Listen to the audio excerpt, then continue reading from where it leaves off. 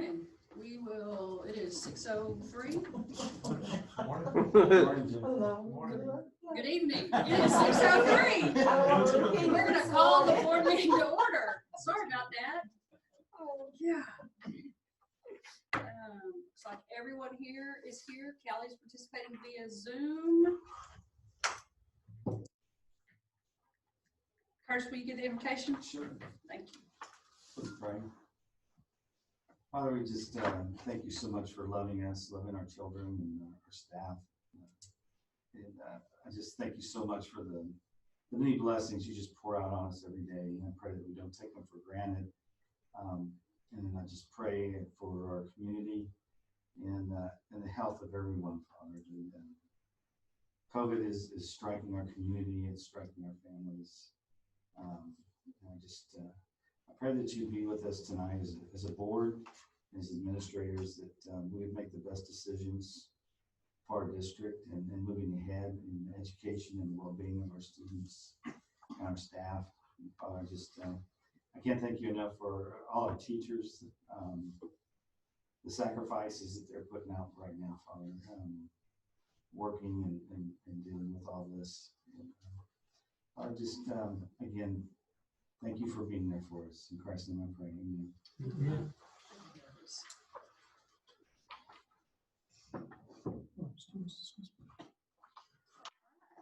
Do we have any recognitions tonight? No. No? Okay. Any citizen participation? You signed it. Okay. Administrative reports.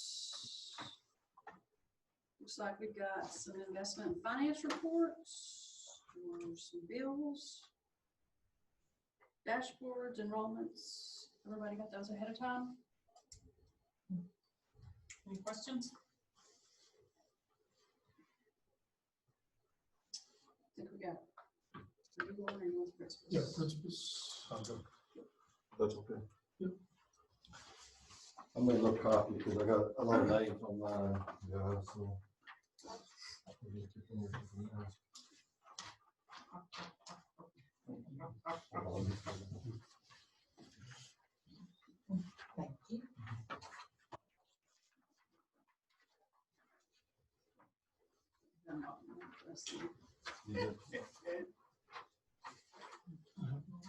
All right, so at the middle school, our attendance for all three grades is over 96% still. That is a miracle, really, with some of the stuff going on with, remote learning. But we've held it over 96, so we're pretty proud of that. We have 143. We had one child check out today, so that'd be 142. He was a remote learner too. 7th grade football is undefeated. 8th grade has one loss to Childress. Probably the best 8th grade team I've seen in a long time, but we almost got them. Emma Paulus won the junior high cross country meet. Lily Terry finished 10th, and Alma De La Rosa finished 11th. So that's a pretty good little run. That's 7th graders, so they did a pretty good job over there. I was very proud of them. Fields of Faith will be October 21st at Hamlin. We've got flyers out if anybody wants to go to that. 1A play is practicing and looking good. Very proud of them. She says this is the best group she's had, so she's very happy with that. We started our UIL practice. We didn't know if we were going to get to do UIL. We started UIL. We're going to do it remotely or virtually, right? So, but we've already started. We're going to defend our district championship. I'll leave that next one for Chase. The Jones County Fair results. Coach Gilbert had entered all sorts of people in jewelry making, to pencil drawings, to watercolors, to pastel art. I mean, so everybody did a tremendous job. I think there's 8 first places on that. So, I mean, she takes it very serious, and they went over there and they represented Stamford very well. So I was very proud of them on that. We will have, I don't have it on here, but we will do our next benchmark at the end of the second 6 weeks. Region 14 is coming tomorrow. We're going to do some things and get them ready to take the next benchmark of what we've learned to this point. Our first benchmark wasn't what we wanted to be, so we're hoping that with this one, it'll be a lot better. So that's basically everything we got going at the middle school. Any questions? Thank you all. Thank you. I'll go next. We wrapped up our beginning of the year testing and have started interventions with our students. We are seeing some pretty big gaps that have formed over remote learning and things like that, but they're closing very quickly. First grade, working with new readers, it's very difficult to teach a child how to read over a computer. So Ms. Wilhelm has done amazing things. We've already seen like leaps in the reading with our first graders, so we're excited about that.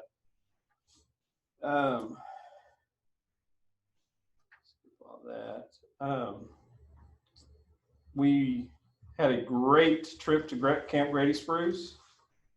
So excited that we got to do that. Y'all really need to keep them in your prayers because they have our school went, and they have one other school that's going this fall, and so there's millions of dollars that they've lost. They're down to just a skeleton crew there, and they put on a great camp for us. They adjusted things, kept us safe, but didn't take out any of the fun stuff the kids and the learning the kids needed. So it was a great trip. Hopefully in the spring, they've got a full schedule in the spring, and hopefully that'll help them, and we can continue to move forward there and do that again next year. So like Mr. Price was saying, we're in UIL mode. It's gonna look very different doing it virtually, but the kids are excited. We have full teams already, and everybody's moving forward there. So we're excited about that. Cisco's hosting that, and so December 4th is the official day, but we have a whole window. That week is a whole window of competition, and we'll take our results to them, and they'll calculate everything, and hopefully we'll regain our championship from last year. Our PTO fundraiser was a huge success. We made $4,000 more this year than we did last year, and that was a big surprise to me. I really thought we would have a little lag there, but kids did great. Everybody wanted the squeaky chicken, so they that made a big hit with the kids. So they're going to have their pickup Friday to be delivering stuff. We're going to do the pregame meal this Friday, so make plans to eat dinner with grab and go pulled pork sandwiches at the football game. That's what we have at Oliver. All right, high school, like they've said, things look different at the high school, but we're still trying to do as much as we've done in the past. Some of the things just look different. I want to congratulate Laramie Terrell for being named homecoming queen. Also wanted to recognize our students of the month for the month of September. And that was Gabby Lentini and Jacane Whitaker. And then Miss Shelby Copeland was our teacher of the month for the month of September. And y'all probably all know, she stepped up when her dad was out for the band, and really did. And it was pretty cool seeing the kids recognize that she did that and nominate her to be teacher of the month because of that. So I think our kids are really understanding some of the things, some of the challenges that we're going through, and seeing our staff step up, and I think they're appreciative of that. So that's cool. We posted a couple things that have looked a little different. We've still done school day SAT and ACT. Kids are waiting on results from that, but senior retreat, we've always done senior retreat. It looked a little different this year. Not as quiet, as interactive as it has been in the past, but still got to go. We went out to the rodeo grounds and put that on for our seniors, focusing on college and career readiness. Also, soft skills, really focusing on teaching them those skills that maybe you don't necessarily get in academics, but skills that you're going to need for the real world. So they had a good time with that. Miss Mueller always does a good job with that. Tomorrow, we're doing with our sophomores, World of Works, WOW conference. Usually we take our sophomores over to Abilene, the big convention center, and go to it in person. This year it's virtual, so she's got a full day lined out for them as far as these virtual informational videos they're watching or participating. So not quite the same, but still going to be good information. So they're excited about that. And we got kids still going every different direction. We got FFA going. They went to Green Hand Day. They're getting ready. If you get up here in the morning, you see the ag building lights are on, and they're up there practicing for that. And so those LDE teams, I think we're going to have our. They start actually that first week in November, and then they're going to have their Stanford showcase Sunday, November 8th, up here at 2:00. So you want to come up here and watch those LDE teams do their thing. That's an opportunity for the community to come out and watch them. Cross country has been winning. They've gotten first or second in every meet they've gone to. They got one more warm up tomorrow before district next week. Rankings came out this week. Probably the first time we talked about it. We don't know for sure, but it's pretty exciting because they were ranked number 6 in the state in cross country. So we're one of the top. We got some of the top times in the region, and I know Coach Dutchover is excited about it. Our girls are excited about it. We're excited about it. It's a new region. They got to go run in downtown Dallas, for regionals this year, and so that'll be different. But we're expecting good things from them. We're expecting them to go to state. Football's still going. We're in the district now, and got a good district, but three games left, and so they're going to keep working at that. Culinary arts went over to the Jones County Fair. That's Miss Headington. She had 6 first place entries and 21 top 6 finishes. So our kids in that culinary arts, and that's a new program for us this year. But I kind of got to taste test some of that, and it was pretty good. I had a whole table full of treats on my desk, and so some of those first places I can vouch for them. That's about it. Like I said, we've done some things differently. We've had some college fairs and some FAFSA nights, and a lot of things are different. We're still trying to make sure our kids get as normal of an experience as possible. Attendance rate for us, we were a little under 96. We were at 95.4 after the first 6 weeks, and our attendance is down a little bit as far as numbers, but I think for the most part, our kids want to be at school. I think some of the discretionary attendance problems that we've had in the past are kind of we're not seeing that this year. Kids, they don't want to have to be questioned about this and that. And so for the most part, they're coming to school unless they really are sick. And we've been fortunate up to this point, staying healthy. So just keep praying that stays the same. Any questions? Thank y'all. All right, in the superintendent's report, the first thing I want to start out with was October is Principals Month, and I just want to make sure that we recognize that and recognize our 3 principals. We're very blessed to have the 3 principals we have. These guys have been working hard. I'm sure they've always been hard workers, but really since March they haven't had much time off. This summer was different. They didn't get to have a whole lot of time off. And, they've gone from not just the instructional leader, the campus manager, personnel. They deal with personnel, and now they're epidemiologists. They're doing close contact tracing and dealing with all that kind of stuff, and it's certainly added a huge part to what they do, and it's a huge challenge for them. And so I appreciate them. They make my job so much easier because of how professional and how hard they work. And so I just like to give them a round of applause for all they do.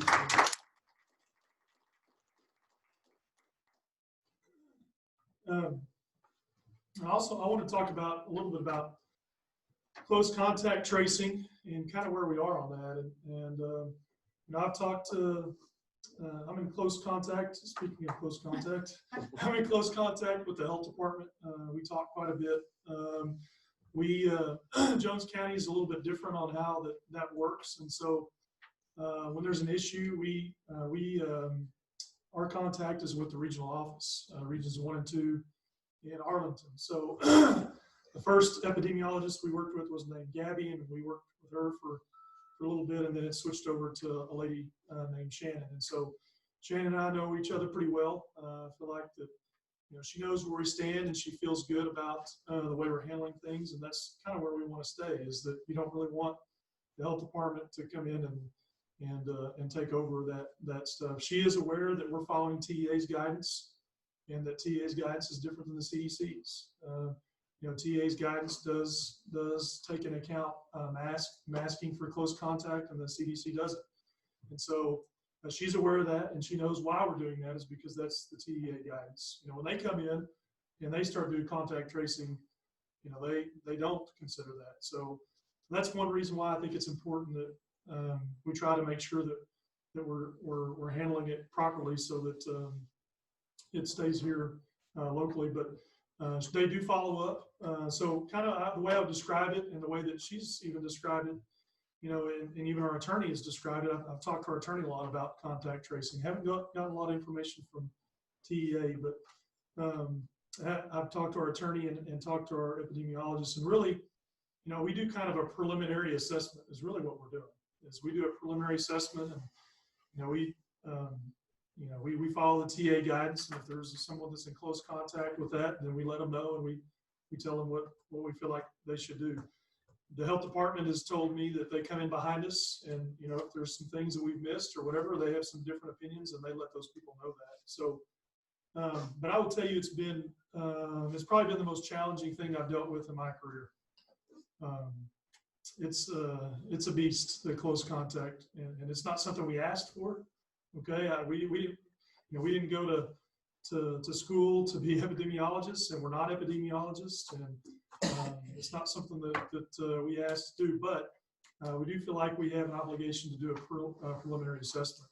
And so I've worked a lot with Haley Turner, our attorney, and she's done a lot of research. And so I think we've kind of through, I found a quote the other day that I think describes this pretty well. Maya Angelou, she said, "Do the best you can until you know better, then when you know better, do better." And I think that describes how we've done contact tracing, is that, we dove off into this, not knowing anything about it. And, we've made some decisions, and maybe they're great, maybe they're not great, but I feel like we kind of honed it down to where I feel like I'm comfortable legally, and I'm comfortable with what we're doing safety wise. And again, it's a preliminary assessment. We're not here to say that we're epidemiologists, and I don't want to be an epidemiologist. So, but I do run most, especially if it's an individual situation that's confusing and you're getting some different. I run it by Shannon. Shannon knows my voice. She knows who I am. When I call, she knows it's Will Brewer from Stamford. I don't usually have to recognize who I am. But kind of the first thing that I want to talk about is Stamford. We're gonna focus on close contact within the district's control, and that's something that we've kind of learned a little bit with some things, and that's also really we could just inundate ourselves with contact tracing, and that's not really our role in this. That's the health department's role, and that's what they've been trained to do. And so what I mean by that is really we're going to focus in on the school day and school activities, and some thoughts on that. Like if we have a kid that tests positive, I don't really feel comfortable saying, "Hey, did you go to church on Sunday? And who did you sit by at church?" That becomes some pretty invasive questions that I don't feel like is really our role, to be honest. And when I've talked to when I've talked to Haley, our attorney, and even really Shannon a little bit, I don't feel comfortable diving into people's personal lives on weekends and start digging into their personal business. I think that we have done some of that, and I just feel like and so what we've talked about doing is just focusing in on where were they at school, who were they in close contact at school, and school activities. So questions, concerns about that, since we're talking about that's a pretty big shift. I think it's an important shift, to be real honest with you. I don't think we can chase down, and then it becomes a situation of, when it's inside the school and school activities, we feel like we can get there on what's going on. When it happens at their house, I don't have any idea what happens at their house. I really don't. And I think it becomes a judgment of, are you telling me the truth or not? And I don't really feel comfortable doing that. I think that starts to become some pretty, again, invasive things that I think that needs to be left to the health department. any concerns about that? Hi, I have a concern. Ms. Bays, this is not public comment time. Oh, sorry. Okay.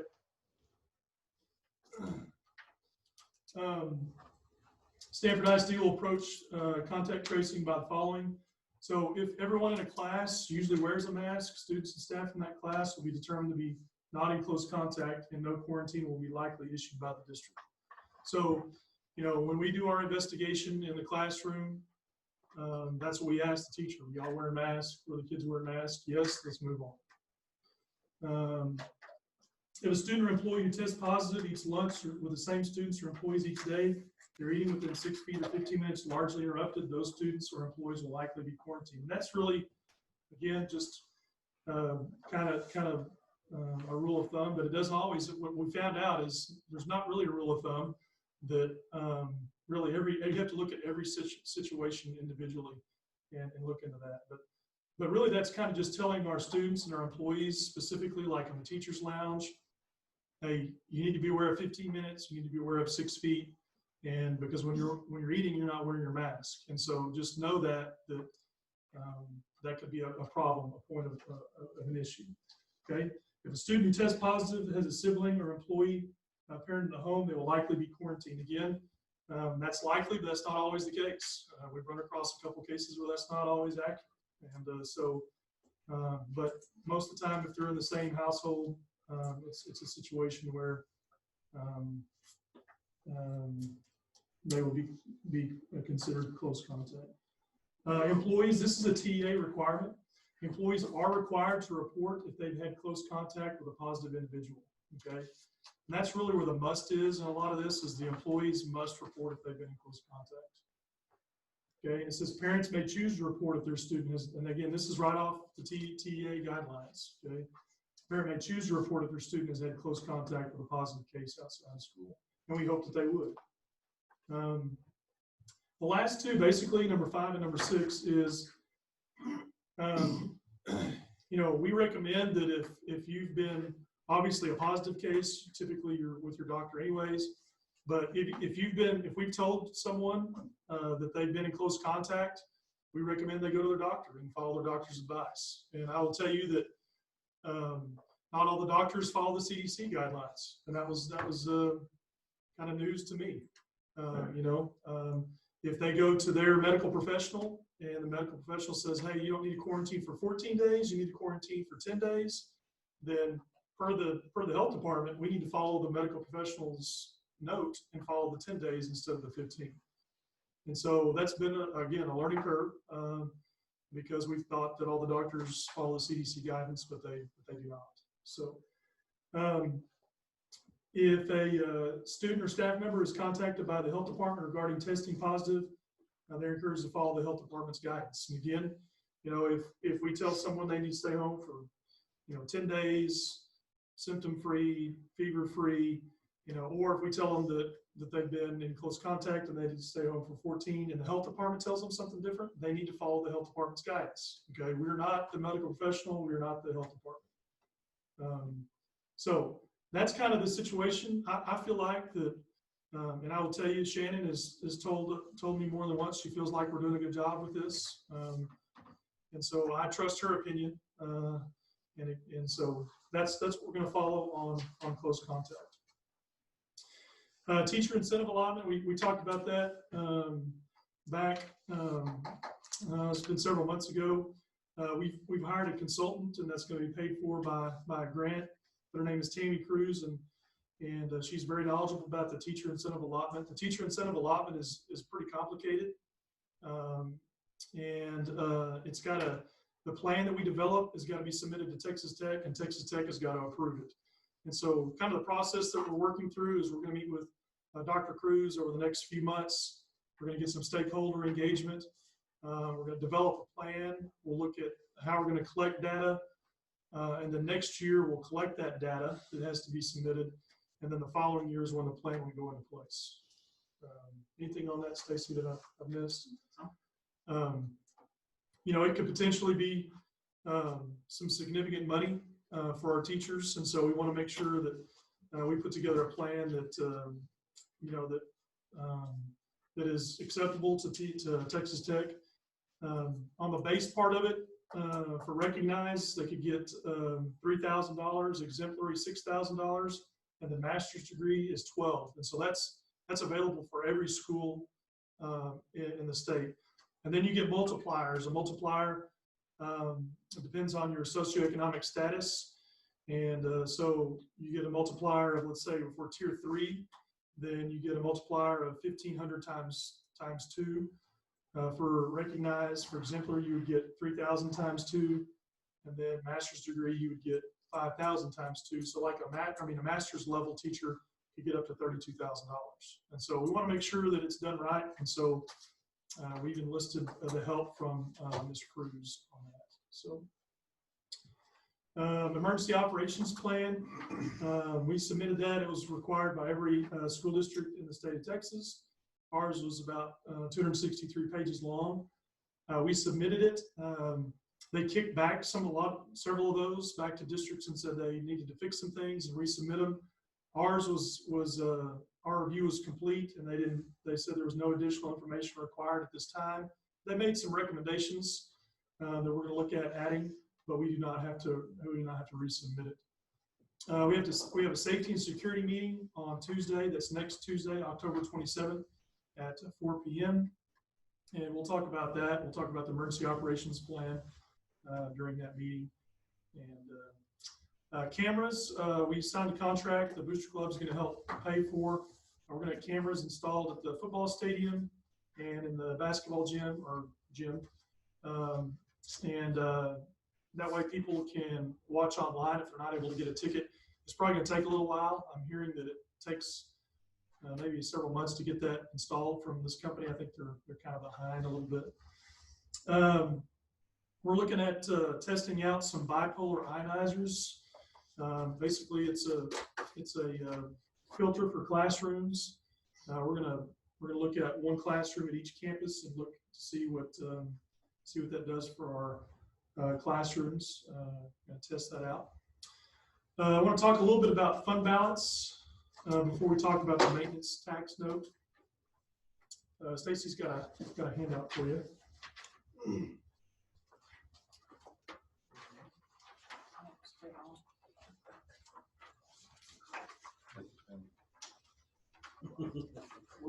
Is there any rules on live streaming, recording stuff that you right now? Yes. So the UIL is suspended that for this year. It's really actually just for football, and it's just for football on Friday nights, actually. So just varsity football on Friday night. They suspended it for this year.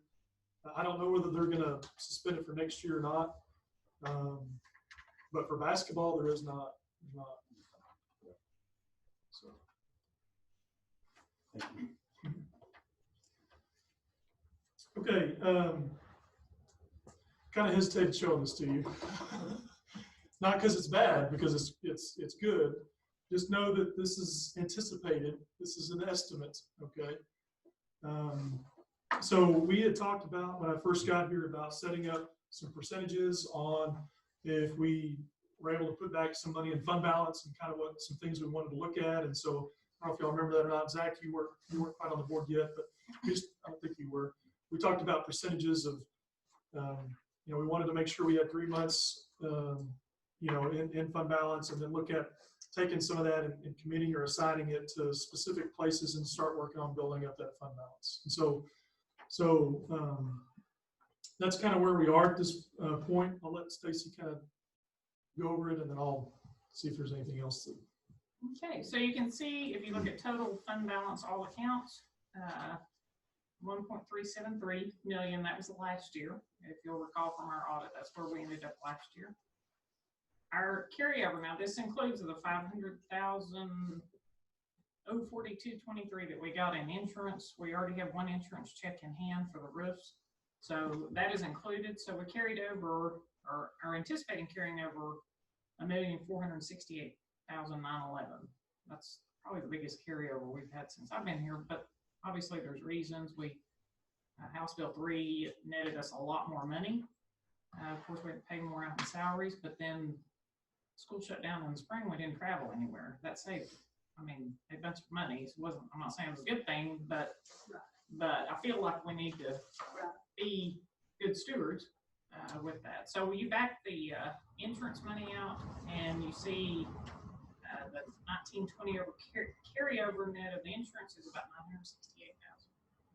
That's huge.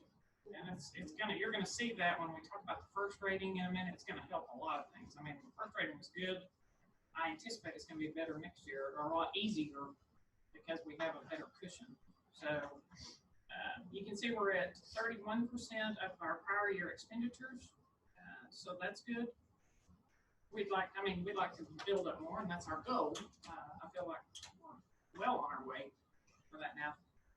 The last time we visited about this, we just not put together some percentages maybe for different that we assign fund balance for, just to ear tag it for.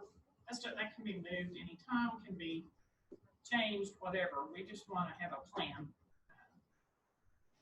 for the fund balance. So I just applied the percentages that we had there at that time to our carryover net of that insurance check, and that's kind of what you see there. So we wanted to visit with you about this before we talk about paying for the roof and the insurance settlement agreement and so forth. So you'll kind of have an idea, because we're going to be looking at maybe financing versus going into fund balance. And one of the reasons is so that we don't deplete our fund balance again. So I don't know. We'll be talking about that in the future, but we want to kind of lay the groundwork tonight to show you where we are. Do y'all have any questions about that? No, again, we kind of went back and forth on talking about it, but I think it's important to lay this out before we start talking about a maintenance tax note, because, you might say, well, why even take one out if you've got that in fund balance? And so, but again, these aren't official numbers. We'll get audited, and I'm sure they're going to be very close. Stacy's on it, and they'll probably be down to $1, I would imagine. But I kind of wanted to lay that out there just to show you we're very fortunate on that, and we just need to be careful moving forward how we need to keep that. We don't know what school finance. We got a legislative session coming up. We don't know what school finance is going to look like in the next 2 years. We don't know with COVID what the situation is going to look like, and so we need to protect that fund balance. And there's a reason why that we want to keep 3 months on hand. That's to to be prepared for things that we don't even know about. So to be based on this, where we should be in fund balance, we're short about $700,000. Yeah, 3 to 6 months. So we're now back into the threshold, which is great news. Plus the expenditures went up astronomically because of salaries last year. So 3 months of this number from last year is a lot better off than we've been in a while. So I'm happy about that. And where our budget stands this year, we adopted a very, very small surplus budget, and attendance enrollment is unsteady is what I would say, and so that factors into it. The things that we're having to do on cleaning supplies and just all the things that we're doing is they're expensive, and so I don't anticipate us being anywhere near this, if anything. So again, it's just October, but we've got 10 weeks behind us, and I can tell you it's a lot more expensive to do school the way we're doing it right now. And so having said that about fund balance, that sets up the next discussion.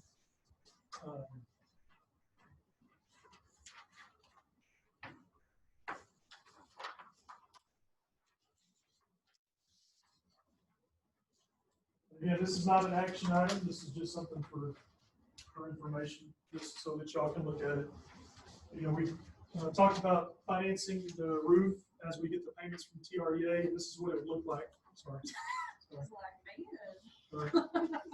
This is what it would look like for 3 years. And again, it's not. I just wanted to put it in front of you, and it'll be something we need to talk about for next board meeting. And so look over that. You know, it's $500,000 is what the payments from TREA will be, roughly. And so this is a 3-year payback, which is what we wanted to do, because that's what we're being paid back from TREA. So, you can see it's going to be about $540,000 when it's all said and done. So, again, just information at this point. I just want to put it in front of you so you can see that. Again, the question be, you know, we'll just take it out of fund balance. It would be hard for me to recommend that at this point because I would hate to lock up that fund balance in that at this point. You're just not knowing what the future holds. Well, the biggest thing out there to me is the legislative session. Right, and I think it's not gonna be pretty. It's not gonna be pretty. I can No. promise. I mean, I can Right. almost No. promise you it's Yeah. gonna be I agree. not good for us, so. I agree. And we're still gonna have the same salary schedule, so it's gonna be pretty rough, I'm afraid. Next 2 years for sure. How does that interest percentage there compare to what it's been on other notes in the past? It's good, it's really good. So, interest is about as cheap as you can get this time. And he's got about 20 basis point play in there right now, so he thinks we'll come in less than that. So it's basically a broker, you know, he's going out and getting the best. Going out and, so it's just an estimate, and I think it's a high estimate. Right. Okay, last thing, and again, if there's questions or concerns about this, but since there's no capacity limit, as far as, you know, actually they've gone up to 75% on a lot of things. Unless there's concern from the board, I'd like for this to be our last meeting by Zoom, just because it requires another personnel, it requires some connection issues, and there's really no need to do that. And I think we've got plenty of room to accommodate people, and as long as we can social distance, and if you can't, then mask up, then just have it by person. I didn't want to just pull that. I wanted to make sure we get that out there, that this will be the last one that we did by Zoom. So, all right. If you have any questions or concerns about that, just let me know. That is the superintendent's report. Okay, thank you. Moving on to the consent agenda items. Strike the budget amendment for Stanford. B. And Tri-County does have one. I believe I emailed it Yes. to you. I didn't get it till Friday, but it was already on the agenda, so I figured they'd appreciate it if we. And do we have property bids or not? So strike B also. Strike that also. Do I hear a motion? I move we approve the consent agenda item as presented. Got a motion by Justin. So, I'll second. I think I heard Curtis first. Yeah. Any further discussion? Call for a vote? Jennifer Cadell, Yes. Callie Miller, Yes. Chris Birdsong, yes. Gwen Baker, Yes. Eric Stan, Yes.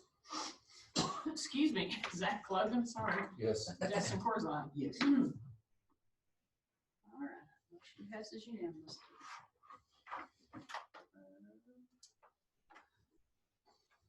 Next, we have the investment report. Is that correct? Yes. Hang on just a second, this is not letting me. I know. problem.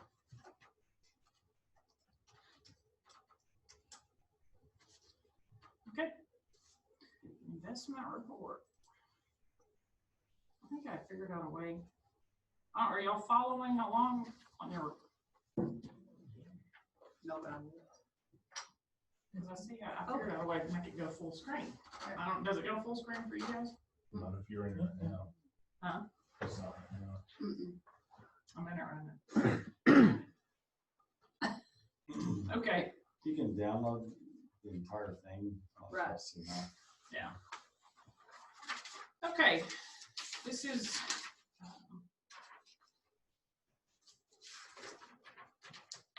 our required annual review of investments and investment strategies and policies and notes about changes to policies from one year to the next.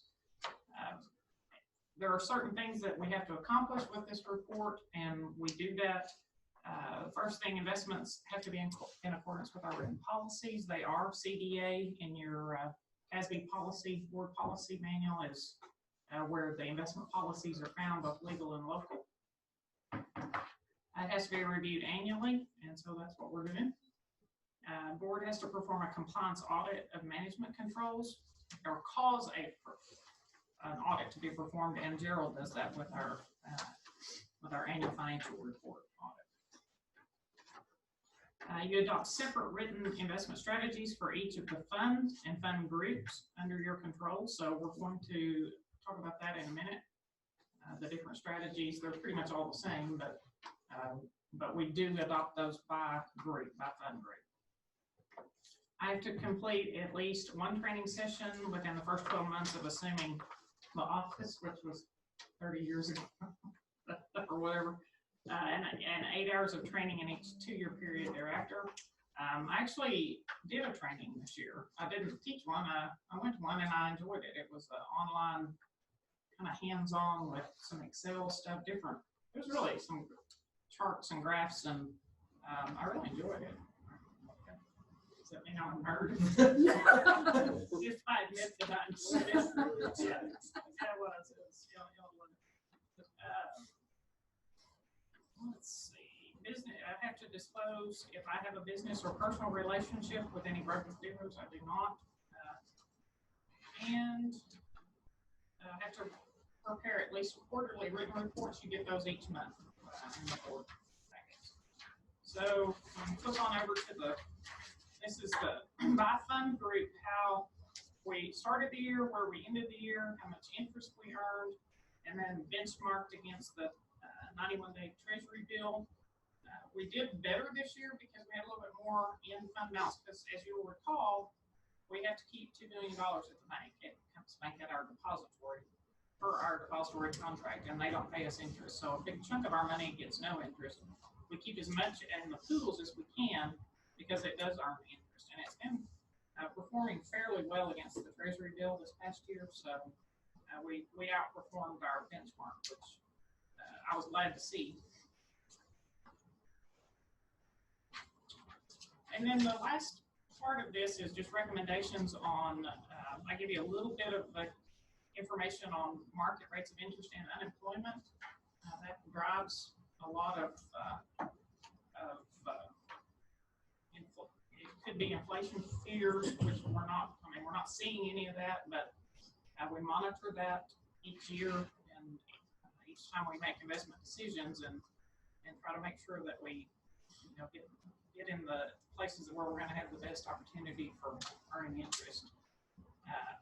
Really all of our different fund groups, our general fund, our activity funds, and our interest and sinking funds pretty much have the same strategy. We need liquidity, but we also want the best rate that we can get. That's pretty much how the plans go. You can see we have to approve training providers and list of broker dealers. That's just any training provider that I know about and anybody that we might want to do business with. And the compliance part of it, and what you guys will be signing off on, is that if we reviewed it, we noted any changes from last year to this year in investment strategies, which there were none, investment plans, and that we're just approving these plans for the coming year. Any questions? Do I hear a motion? I'll make a motion to approve the annual investment report for 2019-2020 as presented. Got a motion by Justin. Do I hear a second? A second. Got a second by Gwen. Any further discussion? Call for a vote. Jennifer Cadell? Yes. Callie Mettler? Yes. Curtis Birdsong? Yes. Gwen Baker? Yes. Eric Strand? Yes. Jack Logan? Yes. Justin Corzine? Yes. Motion passes unanimously. Now we're on to the Financial Integrity Rating System of Texas, or the first rating for Stamford ISD for the 18-19 fiscal year. All right. We have good news again. We did receive, and this is for the 18-19 fiscal year data. We run about a year and a half behind on that because they have to take audited data and then they They will issue a rating usually in August. We got our final rating the August 6th, so within 2 months of that, you have to hold a first rating hearing. And so that's what we're doing. The next part is we have to compare the last year's or 17-18 results with this year's. So the next page, it's laid out side by side. There's really not a whole lot to note. We dropped a couple of points on days of cash on hand. You know, our fund balance got fairly low. We still got 8 points. We were at 78 days. I calculated this from the figures I have right now for 1920. We should have about 142 days. So we should pick up all our points next time on that one. That's why I like to go in there and kind of plug in numbers and see, and even like on the debt service stuff, I've already kind of put in numbers if we do the maintenance, tax, you know, the financing the roof, and to make sure that we'd still be okay. So I like to kind of go through and do that. We dropped a couple of points on current assets to current liabilities, just because of, again, fund balance, and we're going to be fine on that one too with the large influx into fund balance. And then administrative cost ratio, we were at 0.15, dropped a couple of points there. Of course, we were in transition that year with superintendent, so that cost a little extra with an interim. I mean, it just cost a little extra when you roll over. But we were at 15.29%. I have calculated that for next year, or the next time they, where is it?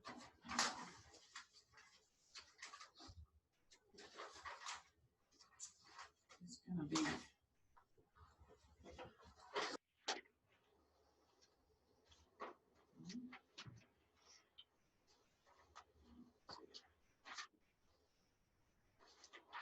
anyway, it's going to be like about half of that. It's going to be down below 10, well below 10% next year. So we're going to pick up all our points on that.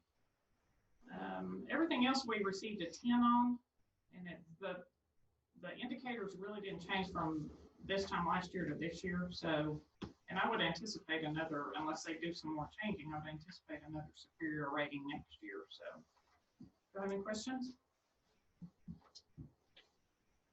All right. Do I hear a motion?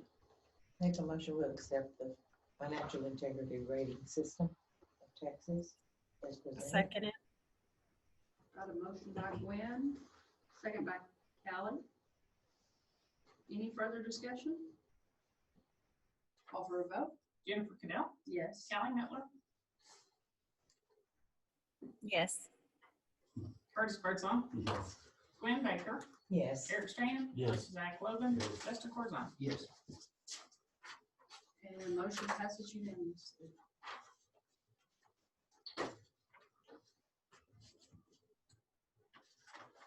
All right. Next is consideration of the recommended ranking of contractors for the roofing project and authorize the superintendent to negotiate and execute a contract with the selected contractor.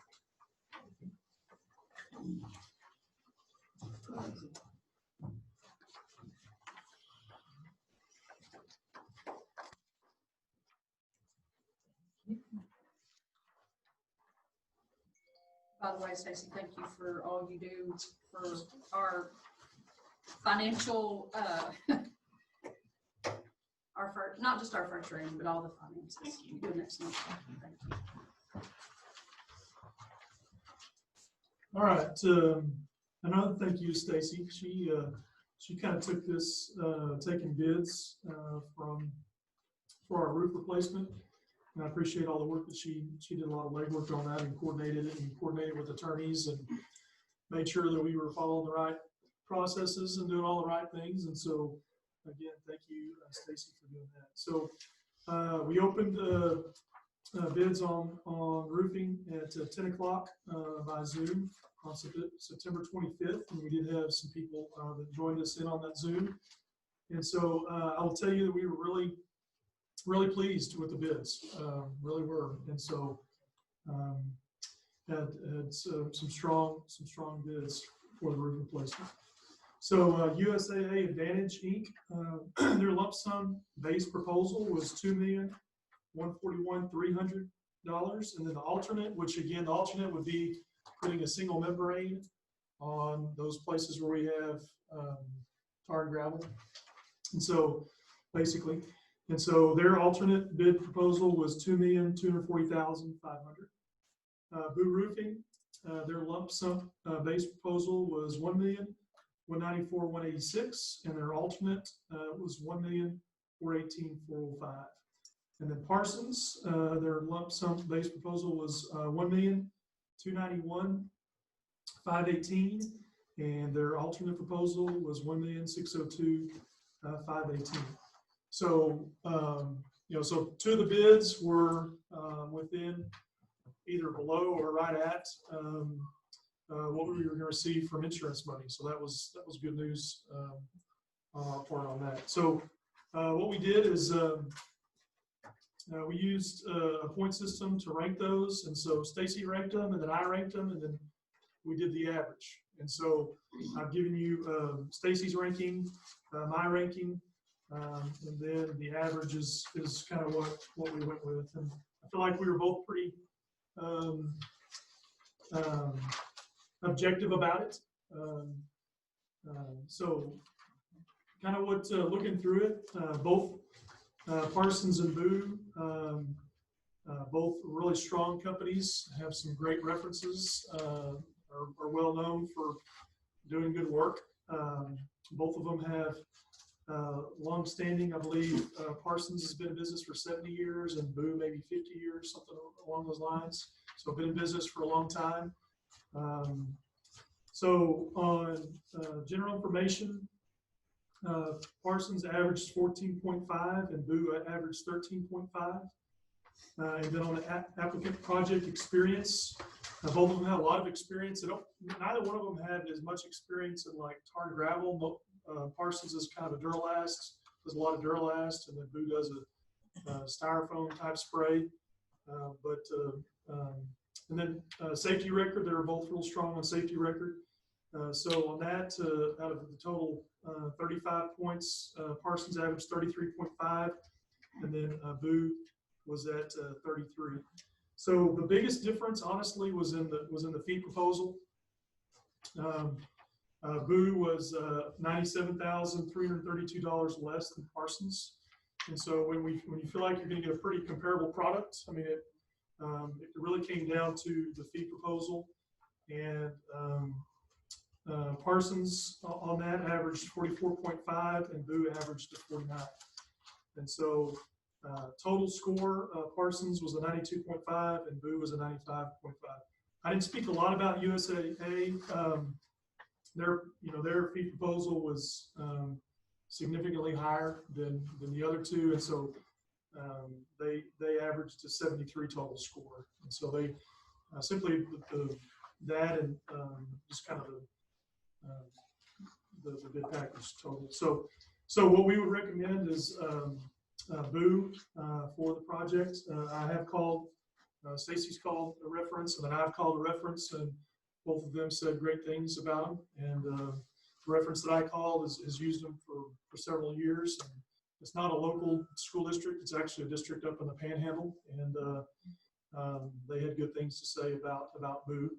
And so that would be my recommendation is Boo would be number 1 and Parsons would be number 2. And so see if we can get a contract with Boo and move forward with that. If not, then we would move to our second, which would be Parsons. Questions, concerns about any of that? I would entertain a motion.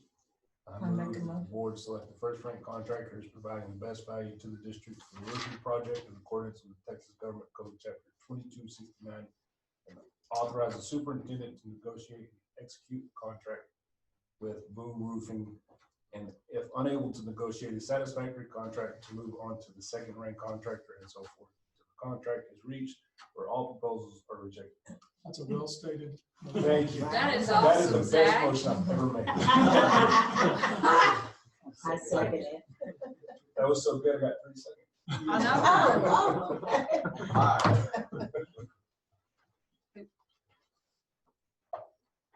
Seconded. It's done. All right, Gwen, I guess you got a second. Any further discussion? Call for a vote. Jennifer Cadell, Yes. Callie Mettler, Yes. Curtis Birdsong, Yes. Glenn Baker, Yes. Eric Strand, Yes. Zach Logan, Yes. Justin Corbett. Yes. Motion passes unanimously. All right, next on the agenda, we have the settlement agreement with TREA. Okay, so before you is the final version, and it's got the claim amount in it. Any questions about it? It'll entail 3 payments, November 15th of each year, starting this November, $163,333.33, and then the last payment will be a penny more than that, for a total of $490,000. I did include in your board book the statement of loss, which does outline that they have paid us part of it from travelers, and I ran that by our attorney just to make sure that it didn't need to be in the agreement, and she felt like that all parties agreed that that they do owe us the $490,000, not the and not just that they paid us on behalf of travelers only. Was there any negotiation that's gonna be able to be recouped? Yes, so 163,000, I believe. So on this, if you have the statement of loss,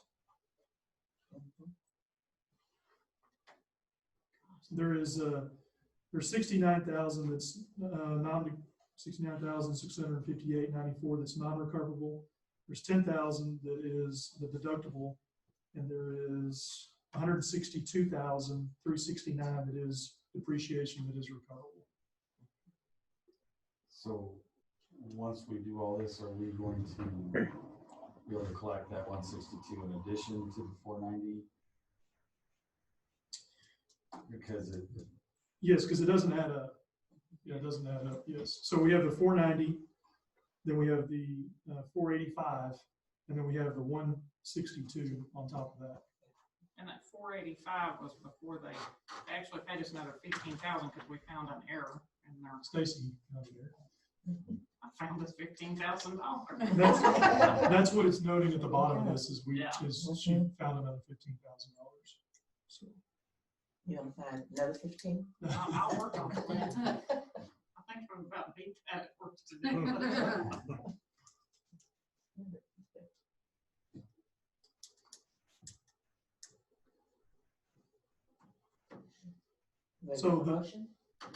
So the total gross loss was $1,232,000, which again comes close to the 2 bids, one under, one right at it. But we will not get of that $1,232,000. We will not get the non-recoverable depreciation because of the age of the buildings, which is about $70,000, and then $10,000 because of the deductible. So roughly $80,000 of that $1,232,000 we will not get. so we won't recoup it. So we get the $1,152,411.85.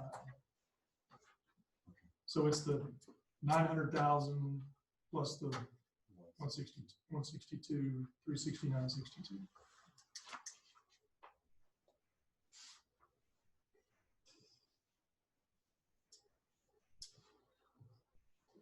I would entertain a motion. I make a motion to accept the settlement agreement with TREA. A motion by Gwen, do I hear a second? Second. Second by Justin. Any further discussion? Call for a vote. Jennifer Cadell, Yes. Callie Mettler, Yes. Curtis Birdsong, Yes. Glenn Baker, Yes. Eric Strand, Yes. Zach Logan, Yes. Justin Corzine. Yes.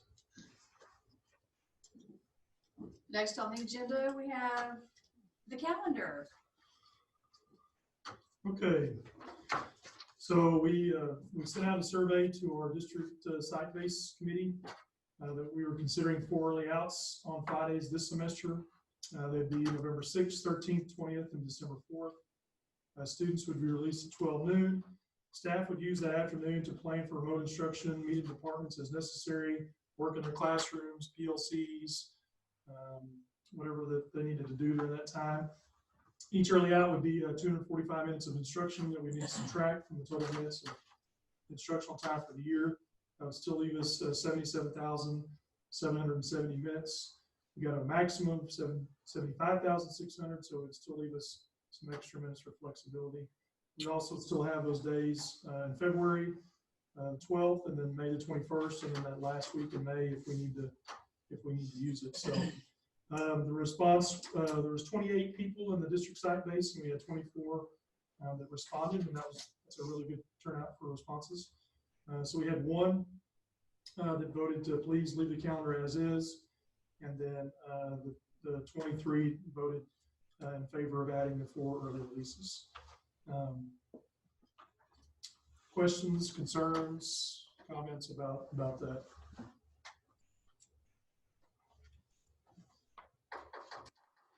The graduation and everything else still stay as is, right? Yes. Have we announced graduation on the 28th? Have we went ahead and told them that? 28th. Currently.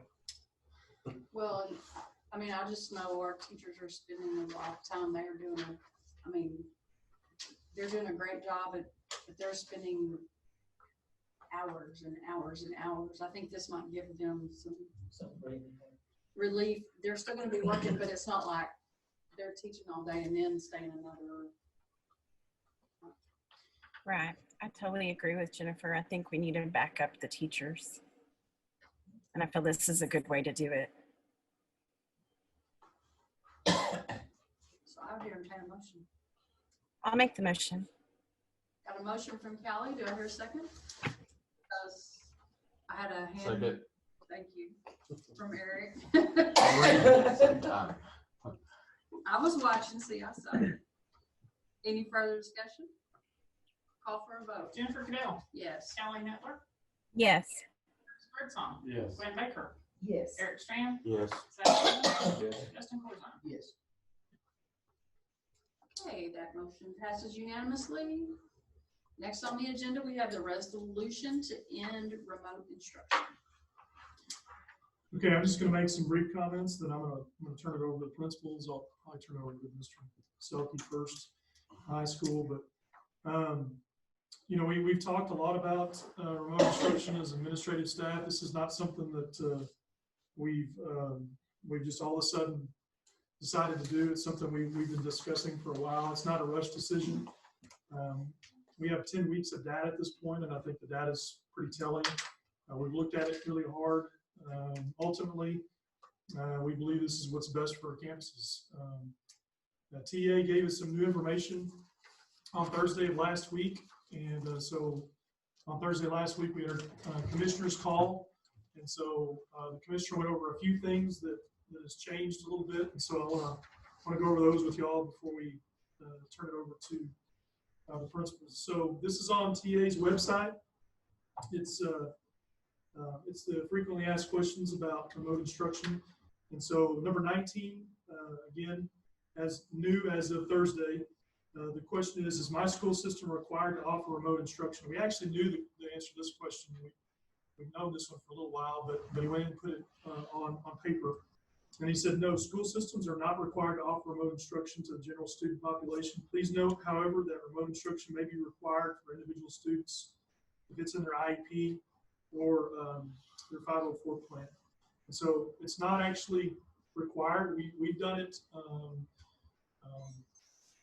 for a variety of reasons, but it's actually not required. Another new guidance from TA, are there specific requirements LEAs, which are school districts, must follow to discontinue providing remote instruction as an instructional model? Again, brand new on Thursday, yes. I don't know where they came up with this, but they said, yes, if a school district decides to discontinue providing remote instruction, they must give a 14-day notice to parents and notify parents of the option to transfer to another district for remote instruction. So if we do vote to discontinue remote instruction, we do have to give notice, a 14-day notice. So we would give that tomorrow, And so it actually wouldn't be able to start to November the 3rd, not November the 2nd. And again, we provide them, there are other options. They can do the Texas Virtual School Network. They can also transfer to another district that is offering remote instruction. Another new on Thursday, can my district provide remote instruction to certain categories of students or only under certain circumstances? And TEA said, yes, you can target remote instruction on these 3 reasons, and these 3 reasons only. Number 1, for students who are sick or quarantining.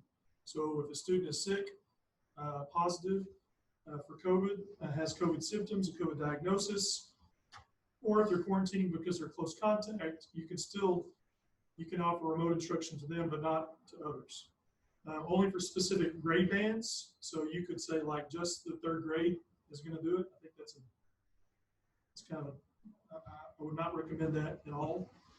And then on a case-by-case basis for certain special education students and students with 504 accommodations. And so those are the 3 reasons that you can cancel remote instruction, but still provide it to those students. And then another question was, if a student receiving remote instruction is struggling academically with attendance or in any other way, can a district require the individual student to come on campus? Again, this is new as of Thursday. And the answer is no. As a result, discontinuing remote instruction in a way that only targets struggling students is not permitted. So someone might say, well, just, if we got a lot of students struggling on remote instruction, just don't offer it to those, but offer to the ones we can't do that. We're not allowed to do that. It's just those 3 reasons that we talked about before. And then again, that's something new that we didn't have guidance and clarification on before. Another new question, and this doesn't, I don't know that it will weigh on this decision, but it is still important to understand. Can my district require students that are currently receiving remote instruction to come on campus periodically for some academic purpose? And the answer to that is yes, we actually can require them to come on campus and take tests and those kind of things. But they wouldn't be able to do that if they were quarantining. They can only do that possibly if they were IEP or 504. So just some new information that I do think is relevant. Our resolution the attorney wrote for us already had all that stuff in there. So she was kind of, I don't know if she knew about it was about to come out or what, but the resolution does meet those things. All right. So I'll turn over to the high school first. Okay, I think this kind of applies to what Mr. Burr said earlier about doing the best you can with the information you have, and until you know better, then do better. And like I said, we got 10 weeks worth of information now, and what we saw, after the first 6 weeks, we had 18 kids that had participated in online remote instruction. Started out with the majority of those being by choice. Slowly but surely, some of those kids figured out on their own that they were struggling, that it was harder than they thought it was going to be. They were struggling either academically, grade-wise, or they were struggling, or I was calling them about attendance reasons, so they weren't meeting attendance requirements. And so kids started coming back. We had to have several truancy meetings with parents over attendance requirements. We tried to explain that and be very open and honest up front. We had meetings. We explained the attendance requirements. For whatever reason, they didn't adhere to that, and we had attendance issues. We had six of our 18 students. We had to sign a truancy prevention plan before they eventually either came back to, or eventually all 6 of those came back on campus. We had, at the high school, we had 17 students fail at least one course for the first 6 weeks. 12 of those 17 spent at least 14 days in online remote instruction. And what we saw was whether they started out in online by choice or even kids that had to go into quarantine, not by their own choice because they had to due to contact exposure, they struggled keeping up with the assignments. Like Mr. Brewer said, we do have a couple students who have done very well online. And, if there was an option to just bring back the ones that were struggling and leave those, unfortunately, that's not an option. So for us, the data and our experience so far has shown that, one, it's not the same quality of education. They're not receiving the same quality of education online.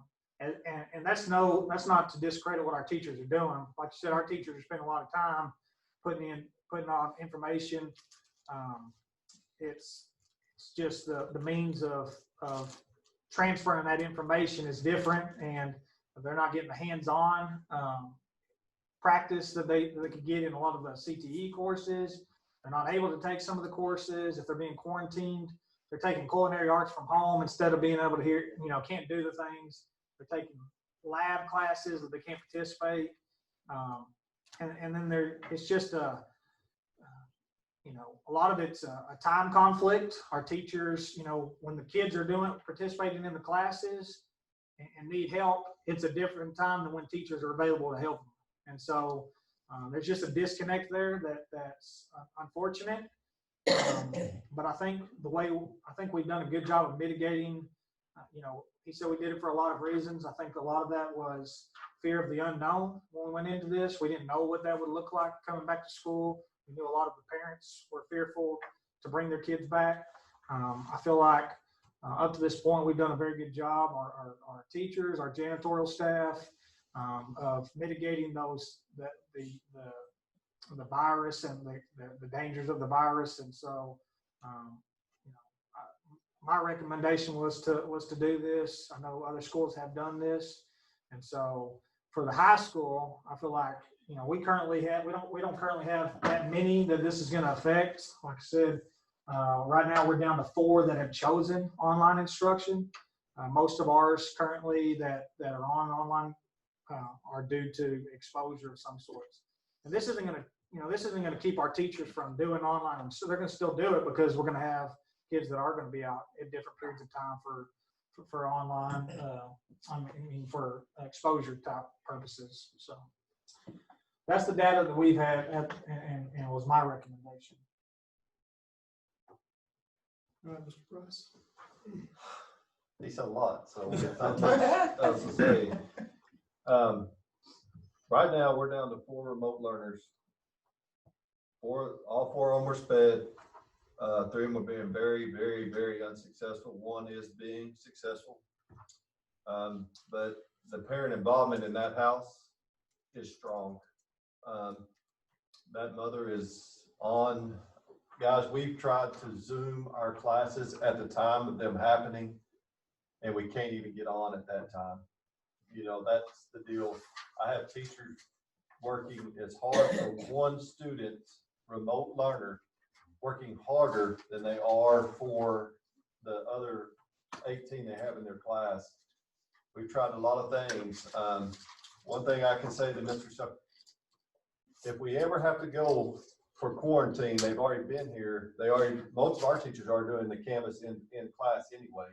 So if they've been here and they go quarantine, it's here we go. But if they've never been here, this has been, it's been hard on our teachers. And, especially SPED, our SPED kids are struggling.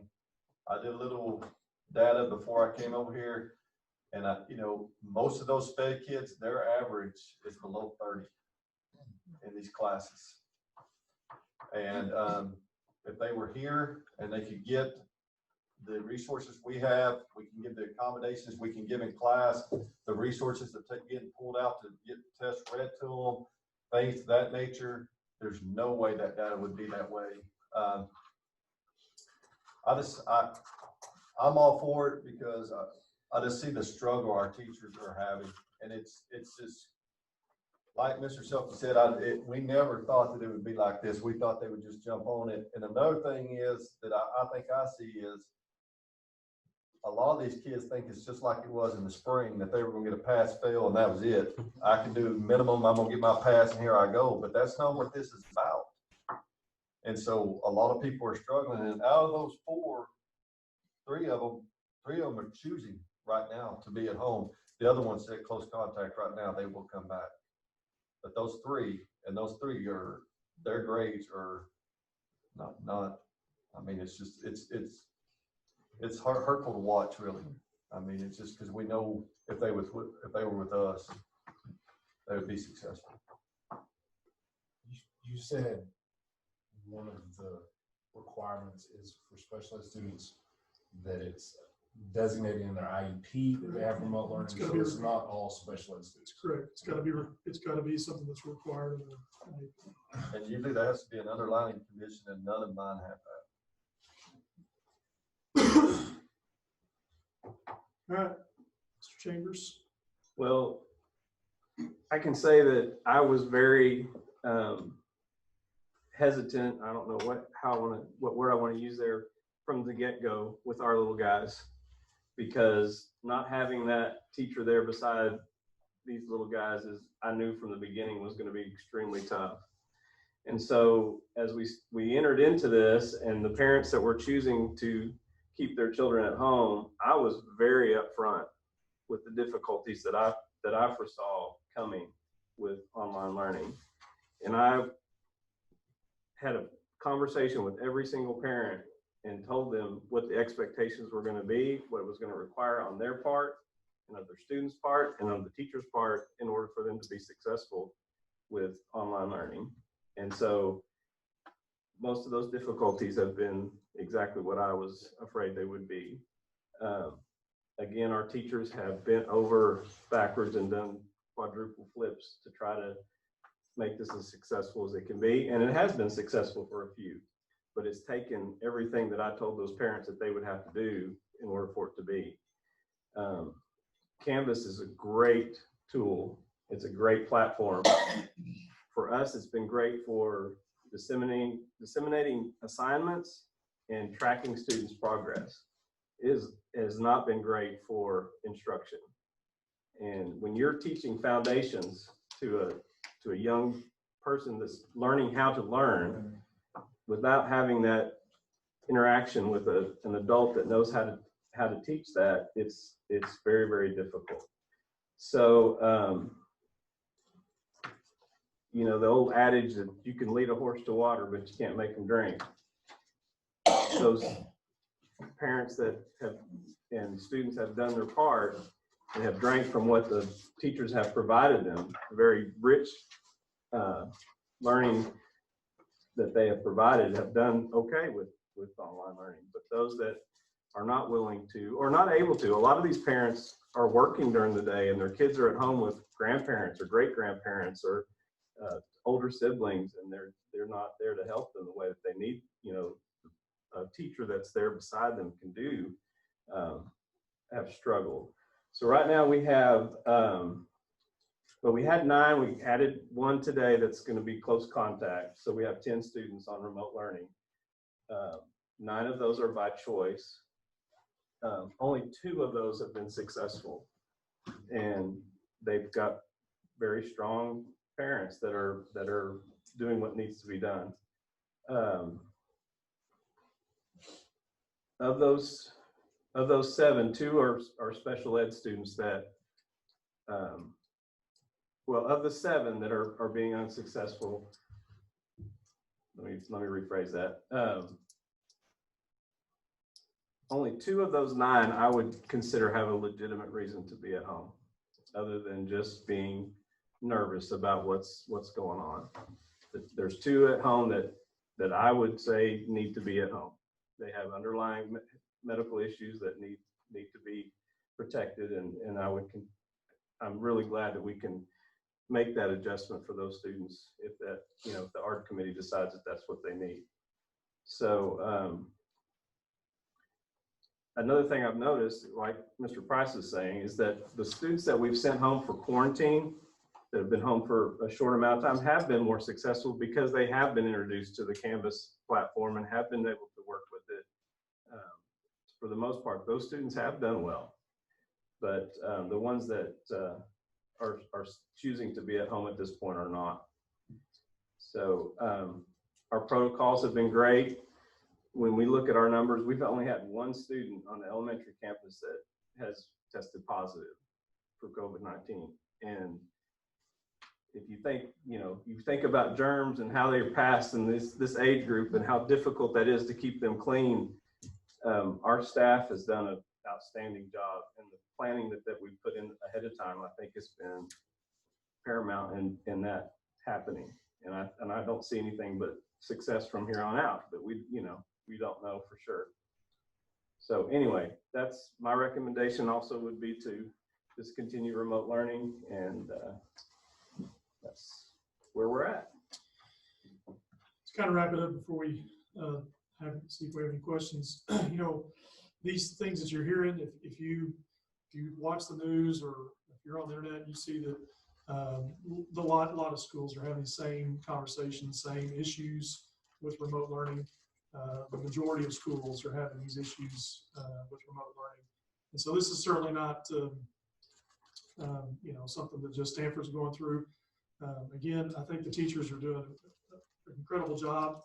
And the thing with parents is that, we're trying to replace, 7.5 hours of instruction, that they get all day long with people that are trained to do that. And then we're supposed to replicate that at home. That's a huge task. That's a huge task for any parent. And certainly we respect the right for parents to make the choices, and they still have options. There's still other things they can do, but something that we kind of forget in all this is that from March 16th until the end of the school is we provided instructional resources, we provided instructional opportunities, but we did not provide remote instruction. I don't think anybody, even TA, is clear about that. And so really they lost 3 months of instruction. So we're trying really, really hard to close some significant gaps. And that's really hard to do through remote instruction.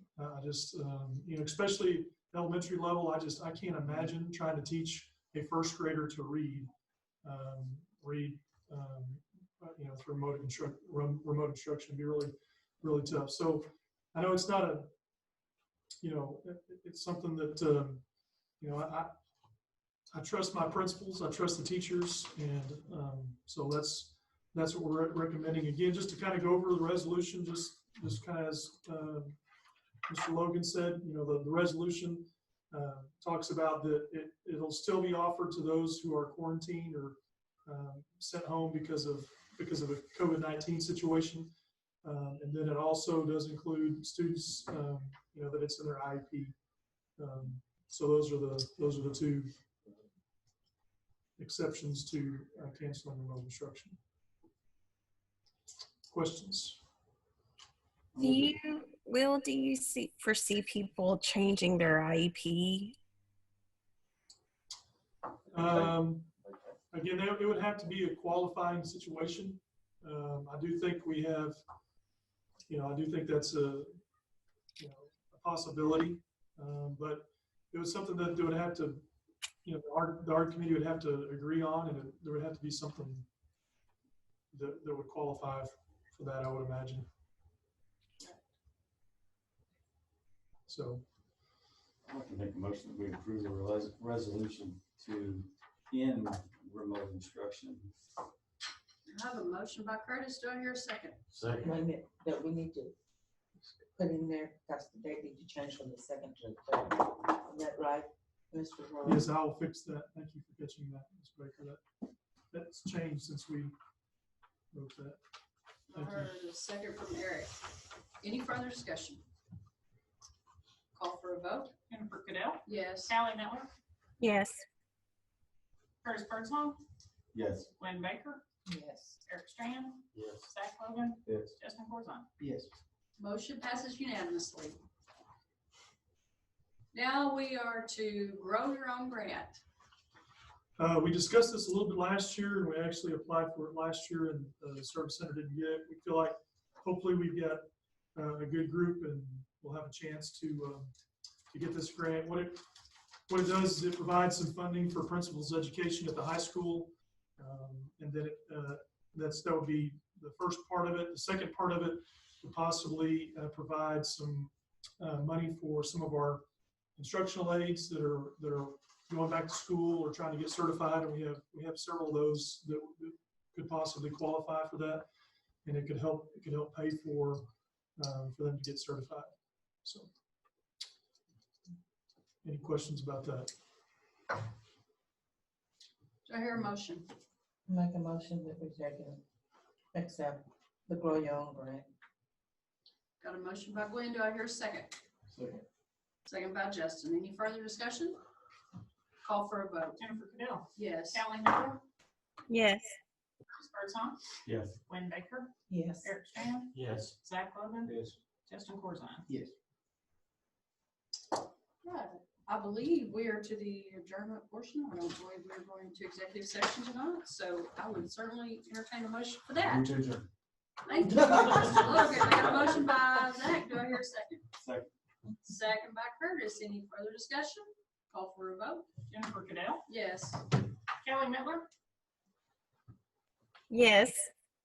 she's already adjourned. Yeah. Chris Birdsong, Yes. Glenn Baker, Yes. Eric Strand, Yes. Zach Logan, Yes. Justin Corzine. Yes. It is 7:29 and we are adjourned.